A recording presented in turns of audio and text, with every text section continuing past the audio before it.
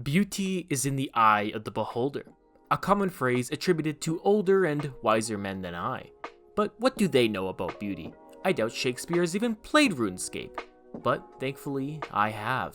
So I have become the arbiter of all beauty. With my power, I declare RPG starter zones as beautiful.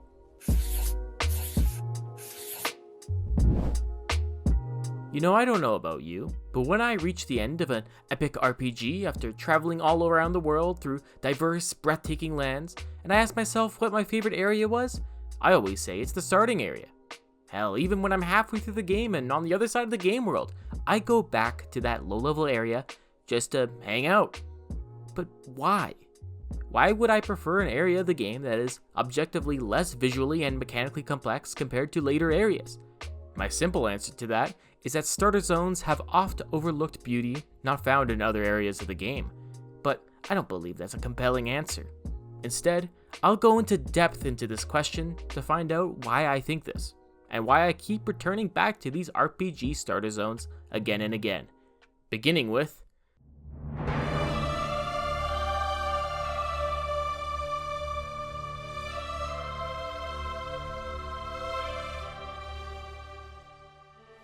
Guild Wars 2 was the impetus for making this video. I keep finding myself hanging out in the starter zone time after time, walking around and doing nothing at all. So in some ways, this video is an attempt to explain my MMO habits. In addition, I wanted to shed some light on Guild Wars 2's starter zones, as I find they are some of the most engrossing I have encountered in the genre and are, for lack of a better term, charming. Charming? Do you think so? This charm, particularly in Queensdale, is due to, in large part, the area's low stakes that allow it to be such an appealing MMO experience. Of course, Guild Wars 2 is not the only game with low stakes starter zones, but it does work quite well as an example of such. But why are low stakes engaging? Isn't it the opposite, where the higher the stakes, the more fun you have? You know, where you have to save the world from the mother of all dragons or weird, fleshy demons? Well, those areas have their place, but areas with low stakes scratch a different itch. Unlike later maps designed around high stakes encounters, in these starter zones you don't have that underlying feeling that you must rush through in order to get to some big meta event on the other side of the map. Of course, I still love those big meta events, wouldn't be an MMO without them. But having a multitude of low stakes events allow you to take your time and actually enjoy the atmosphere and scenery the developers created. And what a scenery that is. I might be biased, but I love the quaint and dense setting of Queensdale and could explore around it all day. And I mean dense. I didn't even know this was here before making this video. Did you know that in the time before guild halls, places like this tavern is where some guilds used to meet? The other racial starter zones are engaging as well, especially the Plains of Ashford for those of you who have played Guild Wars 1, but I've spent the most time in Queensdale, so it's my personal favorite. The developers knew that these areas would be combed through by new players, so they paid extra attention to the little details and ambient dialogue. It is those little atmospheric things that make starter zones such a joy to stay in. Additionally, Guild Wars 2 starter zones illustrate another instance of the charm of low stakes, relatability, and reactivity. As much as MMOs require bombastic high-level world-changing events, they also require those low-level events where you help everyday people. Some might find these events dull, however, I think they are crucial for the player to care and relate to the game's world. Saving the world is a surprisingly disconnected venture. None of us know what it's like to save the world from an existential threat, and the reaction by the game world to our outstanding actions always seems to come up short. Escorting a caravan or MOA trainer, however, that's an achievement I can relate to. And the reactivity is clear. First, they were at point A, now they are at point B. It's a very low stake, but you always see the consequences of your help firsthand, such as through dialogue. Without that game's reaction to the player's action, it is meaningless. For there to be satisfying reactivity, the game needs proportionate displays of that reactivity. The higher the stakes, the more the game needs to react in a meaningful way, which is more difficult to do. This is why starter zone events are always more satisfying to complete. Designing reactivity is easy, while the reactivity for those supposedly world-changing events is hit or miss. In short, Doing events where you help ordinary people will always be the most relatable events, because most of us are ordinary people. And those ordinary events will more often than not react to your input in a satisfying manner that makes you feel important and like you actually did something.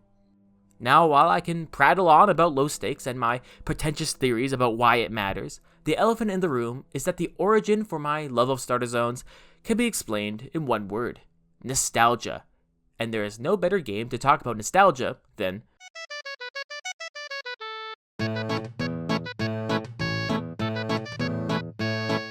RuneScape offers another explanation for why I have such a love for RPG starter zones, that being tutorial nostalgia. With a newly minted account, I took a look at RuneScape's starter zone for the first time in nigh on 10 years. Here in this low poly heaven, I will find my answers. Welcome to Lumbridge, RuneScape's most iconic location, minus the Varrock Wizards, which still contains everything I fondly remember. Mining copper, helping chefs, local shopkeepers, oh well thanks Bob, killing goblins, and wanton murder. Aside from the countless new tutorial NPCs to help ease in new players, Lumbridge is the same in old school RuneScape as it was in 2007. Because of that, and the cumulative amount of time players have spent in this area over the course of 17 years, players associate RuneScape with Lumbridge, and Lumbridge with RuneScape. Thus, all the good memories and the nostalgia you've built up is also attributed to that one bridge town you know better than any other. That is not to say that the love for Lumbridge is only due to a love for the game as a whole. This little town has a lot going for it. It exudes an attribute which is hard to describe as anything other than atmosphere. There is a certain beauty here that cannot be found anywhere else. From the windmill surrounded by crops to the watermill across the river, it's all been crafted to evoke that romantic sense of village living, well, minus the giant rats. I cannot describe it in any other word than delightful. Those low poly assets have more charm and passion than some of the most visually stunning games of our modern age. These two aspects of the starter zone, the imposed nostalgia and the intrinsic appeal of the game's environment, combine to stir even greater nostalgic emotion in the player. You may not remember the specific details of the starter zone's environment, but you sure remember how it made you feel. Hence why you would want to remain and explore the starter zone. Long after the quest had been completed, the goblins slain, the ore mined, the Al-Kharid gate coveted, those feelings remain, and you want to feel them again.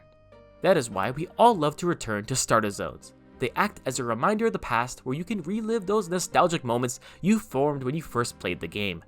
A nostalgia which enhances the area's already present atmosphere. And if there's one game with good atmosphere, it's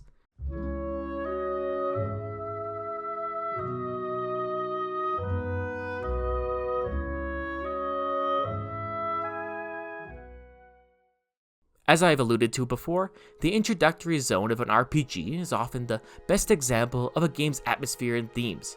Developers want players to know what the game's world will feel like and the themes it will explore as soon as possible, so the starter zone is naturally engineered to embody the desired atmosphere. I can think of no greater example of this than Gilded Vale, the starter zone of Pillars of Eternity. Prior to arriving at this village, you are given hints to the dark and somber atmosphere of the Deerwood at the time of your arrival. Hostile neighbors, soul-stealing winds, and cultish conspiracies indicate that not all is right with this world. But nothing builds this game's atmosphere better than the player's first arrival in Gilded Vale. It is here where you learn about the game's defining event, the crisis whereby children are being born without souls and the locals' creative methods of solving it. Gilded Vale serves as the player's striking introduction to this theme of souls and Hollowborn, which defines Pillars of Eternity, as well as how this crisis affects the world. Almost every quest and NPC in this village is either directly or tangentially related to this crisis and contributes to the overall mood. An atmosphere of despair, hopelessness, and rising desperation. Fun stuff. This dark atmosphere is strengthened by the pre-rendered isometric art style's subdued lighting and desaturated colors. Combined with the somewhat haunting and slightly melancholic fantasy soundtrack, the world looks and sounds as gloomy as it feels. Of course, the thematics and atmosphere of the world of Pillars of Eternity will be further expanded upon as the game goes on, but the sad state of Gilded Vale gives the player a gist of what to expect. Coming back to this area after completing the game made me realize how perfectly the starter area of Gilded Vale encapsulated the atmospheric storytelling I would remember best about the first Pillars of Eternity game, which is why I like coming back now and then, just to get another taste of that iconic gloomy mood. The starter zone of Pillars of Eternity emphasizes its darker tone, but the starter zone of the game's sequel, Pillars of Eternity 2 Deadfire, creates a different tone to the first game. Before I go into Pillars of Eternity 2, I must specify that Pillars 2 is a direct sequel to Pillars 1, which changes your perspective of the world from the first game, even in its starter zone. So if you have not played either game yet, and want to keep yourself pure of any future knowledge from Pillars 2, then skip to the timestamp listed. I will have to say that going from finishing Pillars 1 to starting Pillars 2 blind is an experience to die for, so I would recommend it. The first thing you notice about Pillars 2 Starter Zone when compared to the first game is the lighter atmosphere. A number of design decisions within the Starter Zone reinforce this less gloomy atmosphere, most evident of which is the lighter and more saturated visuals. The town of Port Mage looks brighter and more colorful than I think Gilded Vale is even capable of. This is thanks to the new setting of Deadfire, an island archipelago that takes more cues from the sands of Aruba than the forests of Appalachia. The new soundtrack that plays throughout your time in Port Mage also evokes far more hope and serenity than its equivalent in Gilded Vale. Just imagine if this was the music you heard when you first entered Gilded Vale.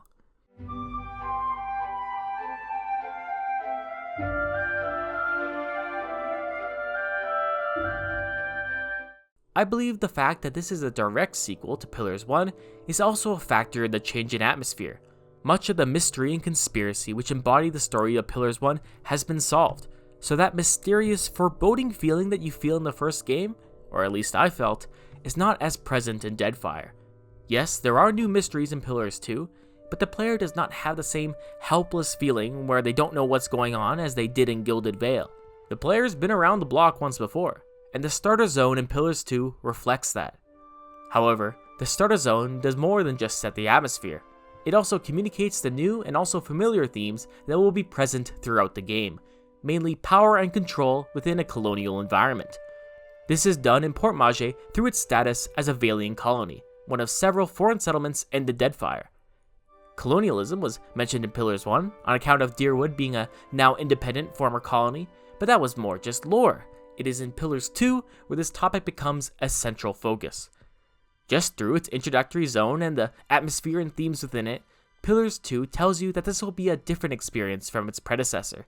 Similar, yes, the pre-rendered graphics are the same, the player character is the same, but the sum of all the aspects which make up the game's atmosphere, such as the world and story, will be different. The core of what the Pillars of Eternity games are trying to convey, both thematically and atmospherically, can be best experienced within its first zone.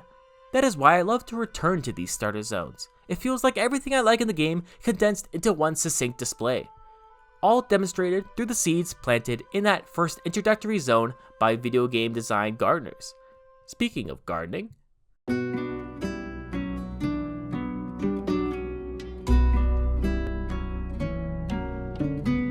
now gardening is a term seldom attributed to RPGs, save for Stardew Valley and games like it.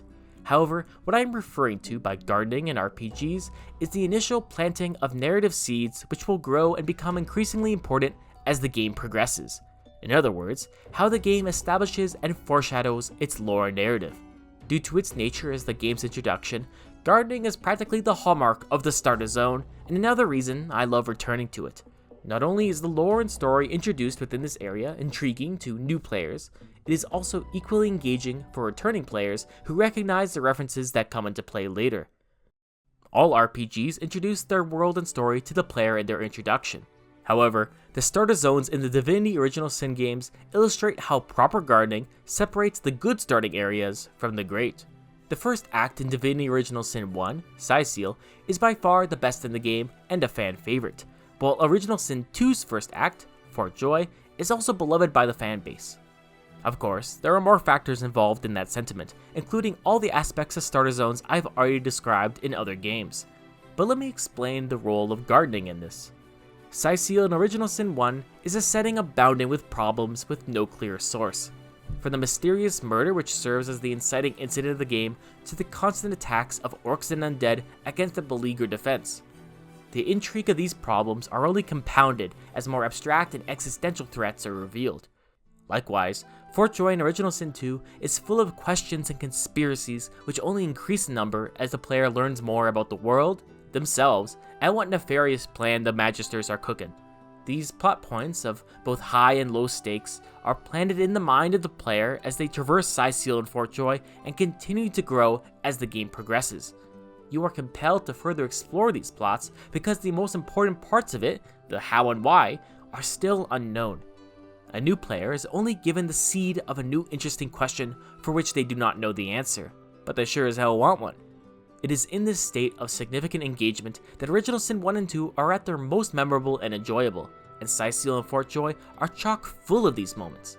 This enjoyment remains even when the player has beaten the game once before and knows the conclusion to every mystery. If the starting area performs its cultivation well, then everything will be put into a new light as you notice the foreshadowing and subtle hints that you never would have noticed in your first playthrough. Without their compelling introduction of the major mysteries and intrigues that the player would follow for the rest of the game, these areas would not be as beloved as they are. The humble RPG zone is not often talked about or even mentioned by many players. It is often seen as the mandatory tutorial you must complete before you get to the good part, an obstacle to overcome rather than a section to enjoy. But I believe that it has an appeal all its own, demonstrated through my examples of low stakes, nostalgia, atmosphere, and the cultivation of narrative. The starter zone is the setup for everything a game has to offer. It is everything the game intends to be condensed in its most potent form. A fine-tuned instrument for the developer's vision. A bad starter zone reflects a bad game, as does a good one. That is the beauty of RPG starter zones. Plus, I just think they're neat. Like and subscribe if you enjoyed the video.